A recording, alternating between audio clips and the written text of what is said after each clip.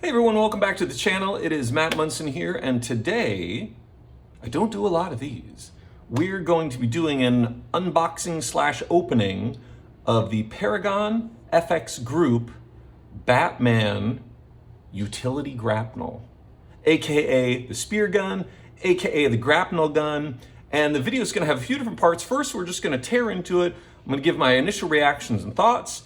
Then I'd love to give some history on the piece and how this came to be, and I'd also love to do some comparisons to this and other spear guns that are out there, maybe to give some frame of reference for my thoughts on it. Okay, so very first, out of the box, this is a fantastic case. It's like a pelican case. Really nice, very rigid. I love that it's got the classic Neil Adams looking Batman logo on it. It's got some Wayne Tech looking branding on it. Really nice. And this, of course, is a fully licensed piece. I should also say at the outset, I'm not an affiliate of Paragon FX. I don't make any money off this review, although they did provide this for the review. So I'm going to put a link in the description if you want to get one of your own, but I don't get a kickback, so I don't have any financial incentives to BS you on this piece. Gosh, I really want to talk about what a giant Batman fan I am and what this piece means to me, but I'll get to that. All right, let's crack this open. There's a couple little latches on the side. Looks like maybe this is like a lock or something. I don't know. Let's pop these latches. Ooh, cue the angels weeping sound effect. Yeah, that's pretty. I'm kind of at a loss for words. That's fantastic. Jeez. All right, so let's start with presentation. And by the way, obviously this piece is very presentation focused. Like, they put a lot of time and thought into making this look amazing. It's not just, bubble wrapped in a cardboard box with packing peanuts in it. This is amazing. Looks like some laser cut foam inserts to hug each of the pieces. Gosh, I don't know where to start. Let's pull out this little spear, if I can.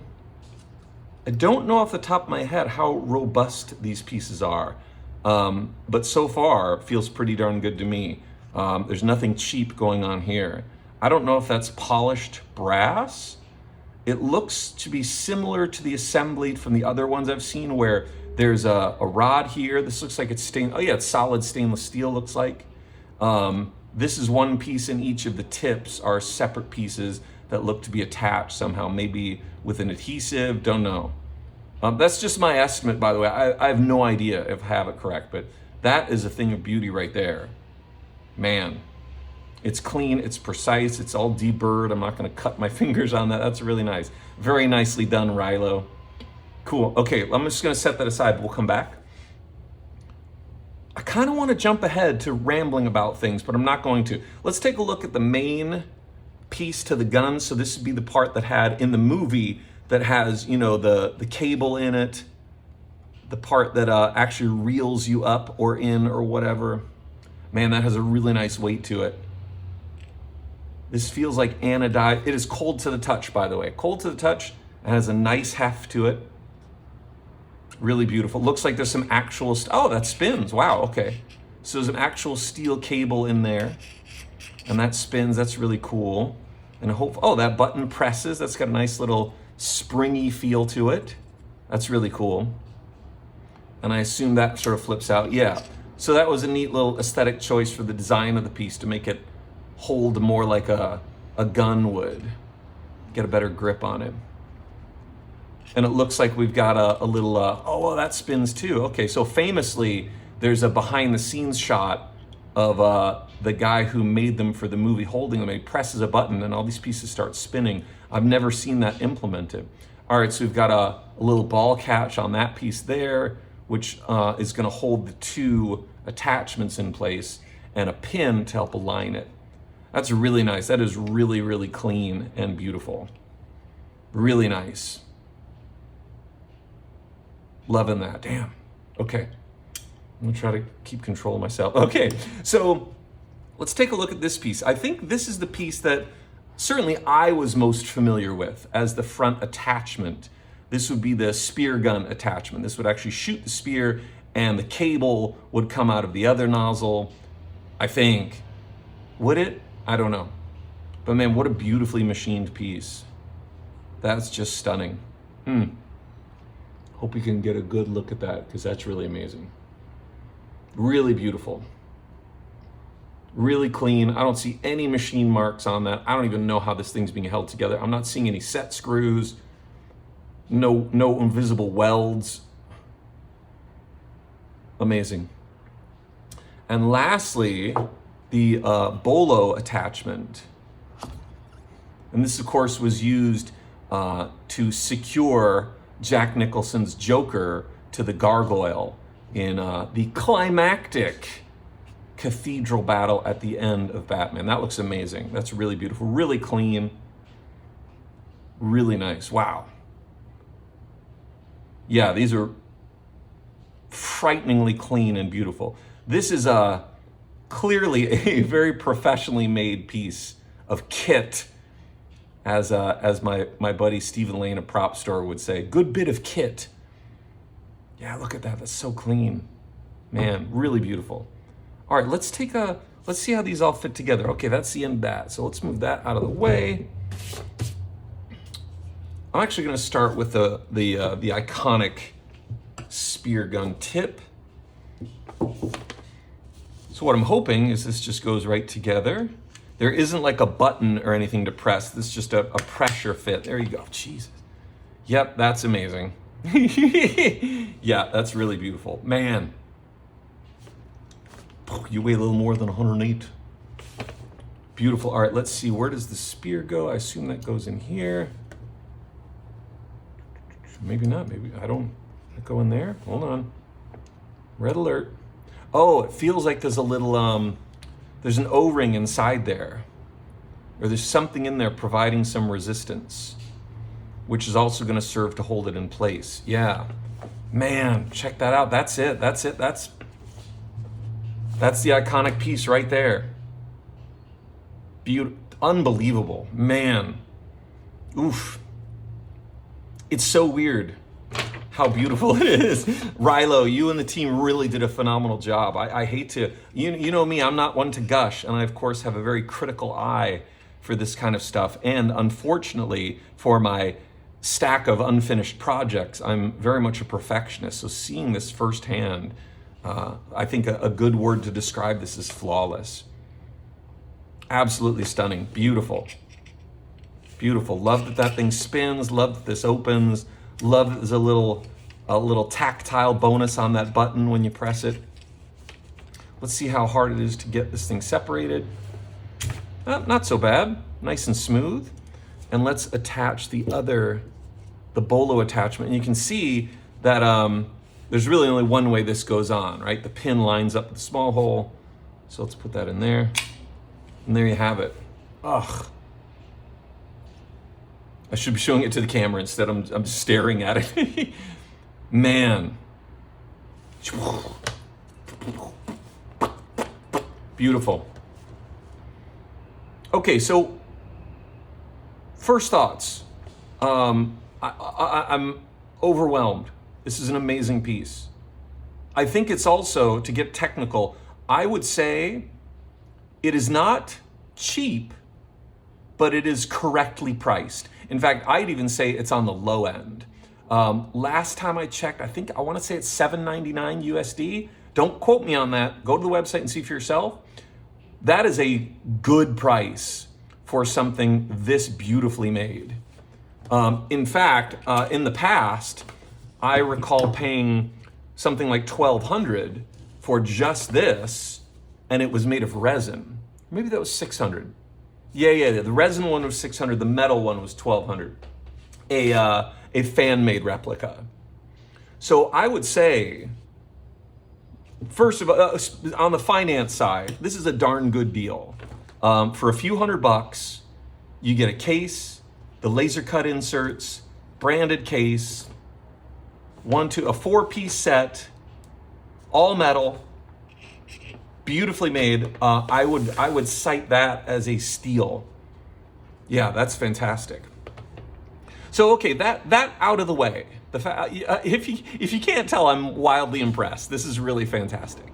The hobby is lucky to have this at its disposal. This is amazing.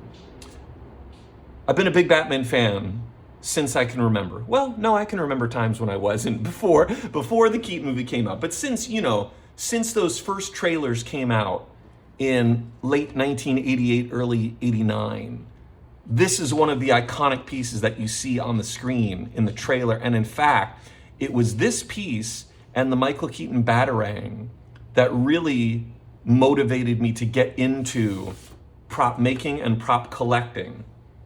I should say also, Luke Skywalker's lightsaber in Star Wars A New Hope really started the fire. But these were like really interesting, intricate, iconic artistic pieces that really fueled my fire. So seeing this in front of me is the end of a long journey, and I've been having those a lot lately, so this is really great.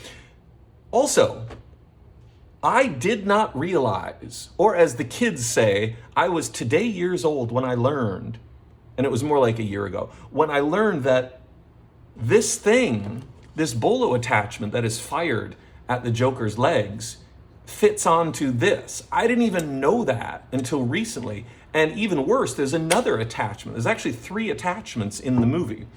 There's the spear gun attachment, there's the bolo attachment, and there's another 3-pronged claw attachment.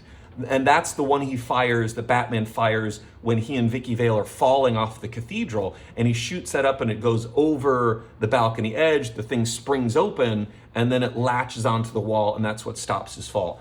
That piece was not included in the set. I think I remember some scuttlebutt being that it was too fragile to build and include in the kit. That may not be true. That's what I recall hearing. There are 3D files out there you can find to print your own that go with this set. But I didn't even know. Like, when you see the movie, he kind of pulls this out and shoots it at the Joker.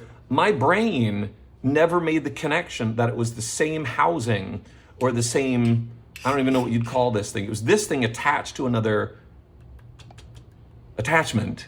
And then they did the same thing later on. So this whole thing has been very eye-opening for me and sort of revealed some new truths about the movie that I never knew. Now, if you're thinking, clearly I'm not a real Batman fan, I think now would be the time to write that in the comments section. Hey, and since I've got you guys, if you've made it this far, please go ahead and subscribe to my channel, because there's lots of other Batman-themed videos on my channel, including, of course, the Matmobile or Batmobile replica that I'm building from the ground up. So, great piece.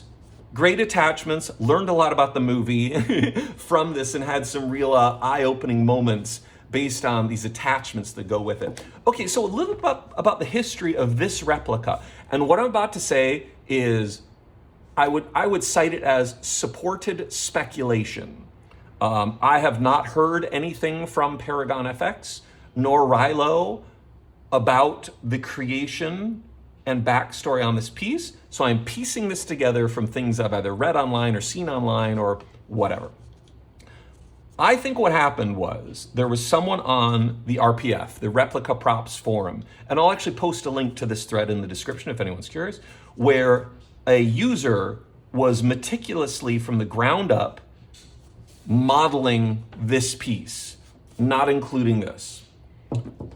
And I really loved the thread. I'm so sorry I don't remember the name of the user at this time, but he really did a deep dive. Like, for example, another great movie fact is that I did not know is there was actually at least one more grapple gun used in the film. In fact, in one of the iconic scenes where Batman raises the gun up to the camera in the Axis chemical scene and shoots it, and there's a big plume of gas that comes out of it. That's a totally different gun.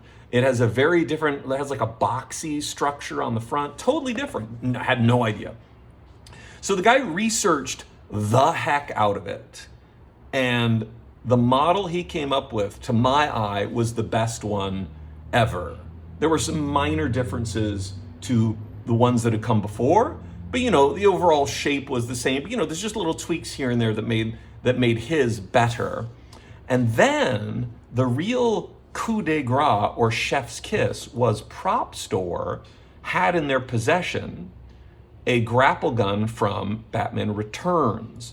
Now, what I don't know at all is if that grapple was also used in 89, if it was made from the same parts, if it was machined by the same dude. I know nothing about it. This is moving very slowly. I know nothing about it, about that piece the Prop Store had. All I know is that it apparently solved a couple mysteries. They posted some photos of it. I think I remember someone got some dimensions off it, so they were able to really nail down the length of it. And I think that really helped that dude who was modeling it come up with the perfect, or best yet to date, 3D model of this piece. Now, my suspicion is, again, I have no data to back this up, my suspicion is Paragon FX either collaborated with that guy, bought the file, I don't know. That none of that might be true. That might be all nonsense, but that is my suspicion. I suppose I could put a little thought or work into validating that, but hey, it makes for a good video, so who cares? Oof, it's so pretty. So, my point here is the stars really aligned, I think, for this piece. You had an RPF user that was meticulous and obsessed on this piece, and then you had never before reference of a screen use piece available to help tie the whole story together or fine tune it so that it came out to be what it is today. That's what I believe. Don't know if any of that's true, but that's what I believe. Okay, so that said, that's chapter 2 of the video. Let's move on to some comparisons between this piece and some other pieces in my collection. And first of all, we can start with the NECA grapple gun toy. And you know, I gotta hand it to NECA. It's actually pretty good. I mean, it's not perfect, right? There's a lot of differences.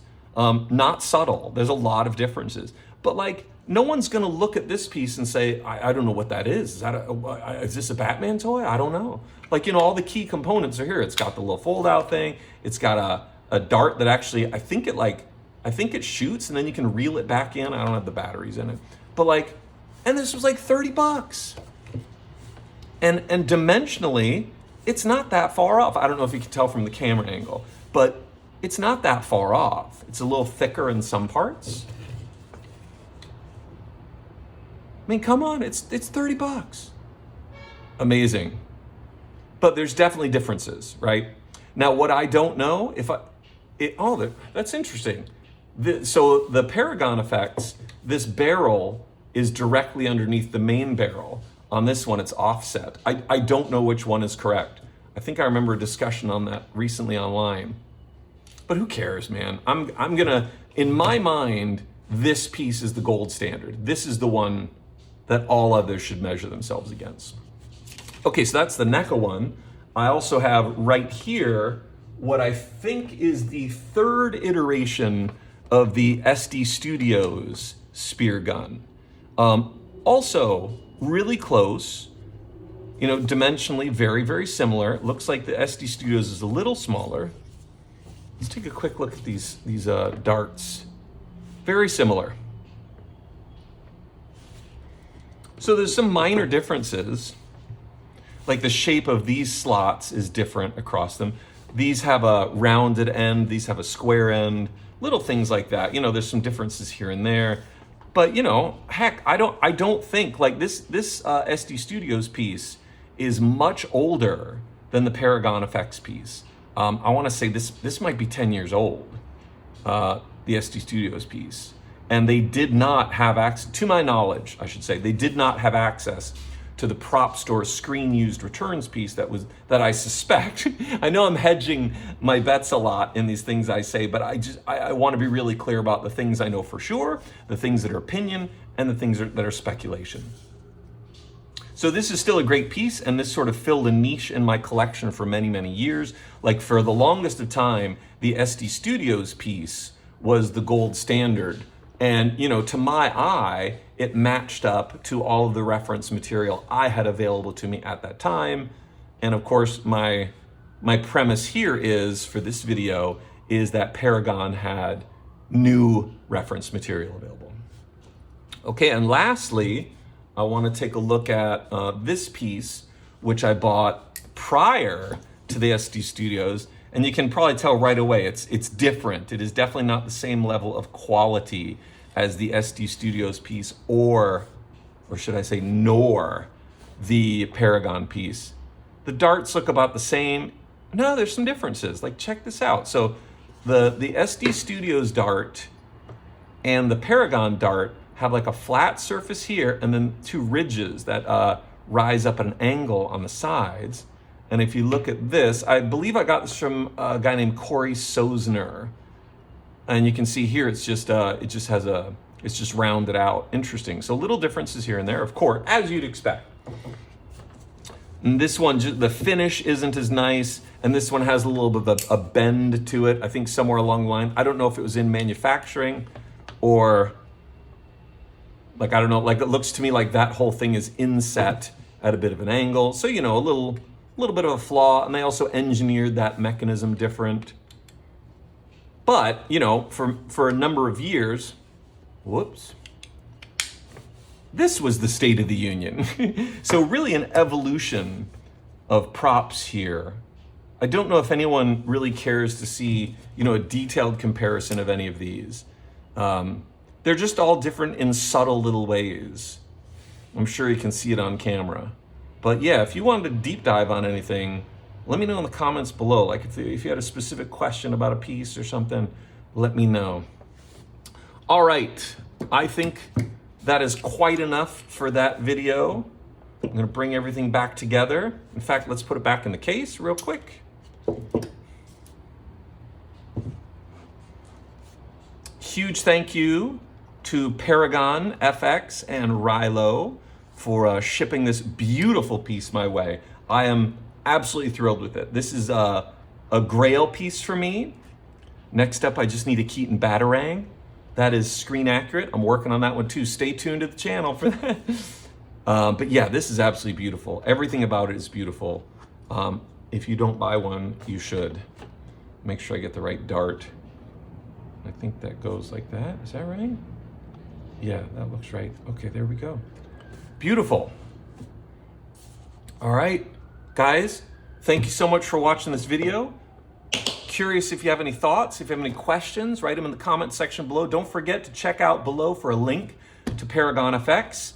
Follow me on Instagram, where I'm going to be posting more pictures, and you can see more project updates more frequently than on my YouTube channel. And thanks so much for watching. If you like this video, if you want to see more videos like this, did I do too much detail? Was it too talky? Was it too much? Let me know. I'd love to hear some feedback. And gosh, I think that's about it for this one. Thank you so much for watching. And as always, we'll see you for the next one.